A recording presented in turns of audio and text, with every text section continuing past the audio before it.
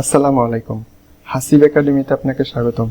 Microsoft পাওয়ার পয়েন্টের চতুর্থ ক্লাসে আজকে দেখাবো ডিজাইন ট্যাব সম্পর্কে। তো ভিডিওটি শুরু করার আগে অনুরোধ করব চ্যানেলটিকে অবশ্যই সাবস্ক্রাইব করবেন। হাসিব একাডেমি ফেসবুক পেজে লাইক ও ফলো দিয়ে সাথেই থাকবেন। তো চলুন শুরু করা যাক। গত ক্লাসগুলোতে দেখিয়েছি ফাইল, হোম, ইনসার্ট। আজকে দেখাবো ডিজাইন ট্যাব সম্পর্কে। তো ডিজাইন ট্যাবের মধ্যে এখানে আছে, প্রথমে আছে পেজ সেটআপ। তো পেজ সেটআপে যদি ক্লিক করেন এখানে দেখবেন পেজ সেটআপে একটা অপশন চলে আসছে। এখান থেকে আপনি স্লাইড সাইজ সিলেক্ট করতে পারবেন। অন স্ক্রিন শো এখানে 3:4 দেখাচ্ছে। যদি আপনি এখানে ক্লিক করেন তাহলে দেখবেন অনেক প্রকার এখানে সাইজ আছে, অর্থাৎ এখান থেকে আপনি সাইজ সিলেক্ট করে দিতে পারবেন। আবার চাইলে আপনার মতো করে যদি আপনি নিতে চান তাহলে কাস্টমসে ক্লিক করবেন, তাহলে কিন্তু আপনি এখান থেকে আপনার মতো করে সিলেক্ট করে দিতে পারবেন।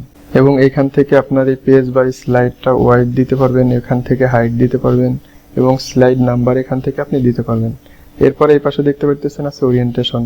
এখান থেকে আপনার এই স্লাইডটা বা এই পেজটা আপনি কি ল্যান্ডস্কেপ নাকি পোর্ট্রেট কোনটা করতে চান এখান থেকে সিলেক্ট করে দিলেই কিন্তু, যদি পোর্ট্রেট করেন তাহলে কিন্তু পোর্ট্রেট হবে, ল্যান্ডস্কেপ করলে কিন্তু ল্যান্ডস্কেপ হবে। তো আপনি এখান থেকে যেভাবে রাখতে চান আপনার পছন্দ অনুযায়ী সেটা সিলেক্ট করার পর যদি ওকে ক্লিক করেন তাহলে কিন্তু আপনার এই পেজ বা স্লাইডটা আপনার মতো করে সেট হয়ে যাবে। এরপরে আছে স্লাইড অর্গানাইজেশন, অর্থাৎ এইখান থেকে আপনি আপনার স্লাইডটা লম্বালম্বি নাকি আড়াআড়ি, অর্থাৎ পোর্ট্রেট করলে আপনার পেজটা লম্বালম্বি থাকবে এবং যদি আপনি ল্যান্ডস্কেপ করেন তাহলে আপনার এই স্লাইড বা পেজটা কিন্তু আড়াআড়ি থাকবে। তো এরপরে দেখতে পাচ্ছেন এখানে আছে থিম।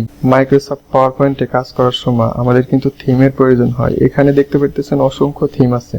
এখানে যদি আপনি সিলেক্ট করার পর দেখবেন আপনার এখানে থিম চলে আসবে। যেমন আমি এটা সিলেক্ট করলাম, এখানে কিন্তু থিম আসতেছে, যেহেতু এটা সাদা কালার এটা শো করতেছে না। যদি আপনি এখানে ক্লিক করেন তাহলে দেখেন এখানে কিন্তু এটা কালো কালারের, এটা কিন্তু এখানে দেখাই দিচ্ছে। এবং এখানে যদি আপনি সিলেক্ট করেন এখানে এরকম থিম আছে, এটা নিতে পারবেন। এখানে অসংখ্য প্রকারের থিম আছে, এখান থেকে আপনি থিম নিতে পারবেন।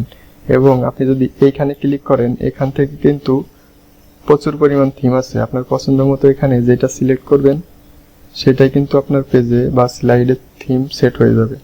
এরপরে নিচে দেখতে পাচ্ছেন enable content update from office.com, অর্থাৎ আপনি এটা office.com থেকে যদি আপডেট করেন তাহলে এখানে কিন্তু আরো থিম আপনি পাবেন। এরপর আছে ব্রাউজ ফর থিম, অর্থাৎ আপনার যদি কোনো থিম থাকে ফাইলে বা আপনার ডেস্কটপ কম্পিউটার বা ল্যাপটপে তাহলে সেখান থেকেও কিন্তু আপনি থিম নিয়ে আসতে পারবেন।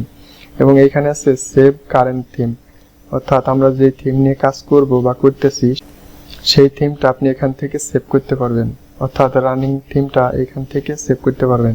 এরপরে আছে কালার। মাইক্রোসফট পাওয়ার পয়েন্টে আমরা থিম নিয়ে কাজ করার সময় এখানে দেখতে পারবেন অসংখ্য কালার আছে। আপনার যদি প্রয়োজন হয় যেই কালারটা নেওয়ার এখান থেকে সেই কালারটা সিলেক্ট করবেন তাহলে কিন্তু সেই কালারটাই আপনার এই স্লাইডে সেট হয়ে যাবে। এরপরে এখানে দেখতে পাচ্ছেন ফন্ট। মাইক্রোসফট পাওয়ার পয়েন্টে কাজ করার সময় স্লাইডে যদি ফন্ট আপনি ব্যবহার করবেন আপনার পছন্দ মতো, এখানে অসংখ্য ফন্ট আছে, এখান থেকে আপনি আপনার পছন্দ মতো ফন্ট নিয়ে কাজ করতে পারবেন। যেমন আমি এখানে লিখি, এখানে আমি লিখলাম হাসিব একাডেমি, লেখার পর এই লেখাটা যদি এখন সিলেক্ট করি এবং এখানে ফন্ট আছে, দেখেন এই ফন্টে যদি আমি সিলেক্ট করি তাহলে দেখবেন আমার কিন্তু এখানে অসংখ্য ফন্ট আছে। আমি যদি এই ফন্টটা সিলেক্ট করি তাহলে দেখবেন আমার কিন্তু এখানে ফন্ট চেঞ্জ হয়ে যাবে। এরপরে আছে ইফেক্ট। পাওয়ার পয়েন্টে আমরা কাজ করার সময় আমাদের পেজ বা স্লাইডে যদি কোনো ইফেক্ট দেওয়ার প্রয়োজন হয় তাহলে পেজে সিলেক্ট করার পর এখান থেকে আপনি ইফেক্টে ক্লিক করবেন। এখানে দেখবেন অনেক ইফেক্ট আছে, এখান থেকে আপনি যেটা সিলেক্ট করবেন সেটাতে মাউসের কার্সর রাখার পর মাউস ক্লিক করবেন তাহলে কিন্তু ইফেক্টটা আপনার এই স্লাইডে চলে আসবে। এরপরে আছে ব্যাকগ্রাউন্ড স্টাইল, অর্থাৎ মাইক্রোসফট পাওয়ার পয়েন্টে যে স্লাইডে আমরা কাজ করি এই স্লাইডের ব্যাকগ্রাউন্ডে আপনি কি স্টাইল দিতে চান সেটা কিন্তু এখান থেকে দিতে পারবেন। যদি আমি এই স্টাইল সিলেক্ট করার পর মাউস ক্লিক করি তাহলে দেখেন আমার কিন্তু এই স্লাইডে এই স্টাইলটা চলে আসছে। এরপরে আছে হাইড ব্যাকগ্রাউন্ড গ্রাফিক্স, অর্থাৎ এইখান থেকে আপনি ব্যাকগ্রাউন্ড গ্রাফিক্সটা হাইড করে দিতে পারবেন। তো যদি আপনি চান যে আপনার ব্যাকগ্রাউন্ড গ্রাফিক্স হাইড করবেন তাহলে এখানে দেখতে পাচ্ছেন একটা অপশন, এখানে টিক মার্ক দিয়ে দিবেন, তাহলে কিন্তু আমাদের এটা ব্যাকগ্রাউন্ড গ্রাফিক্সটা হাইড হয়ে যাবে। তো এখন যদি চান যে আপনি এটা উঠাই দিবেন তাহলে এখান থেকে টিক মার্ক উঠাই দিবেন, তাহলে কিন্তু এটা চলে যাবে। তো এই ছিল মাইক্রোসফট পাওয়ার পয়েন্টের চতুর্থ ক্লাসের ডিজাইন ট্যাব সম্পর্কে বিস্তারিত। ভিডিওটা শেষ পর্যন্ত দেখার জন্য অনেক ধন্যবাদ। সবাই ভালো থাকবেন, দেখা হবে নতুন কোনো ভিডিওতে। সে পর্যন্ত আল্লাহ হাফেজ।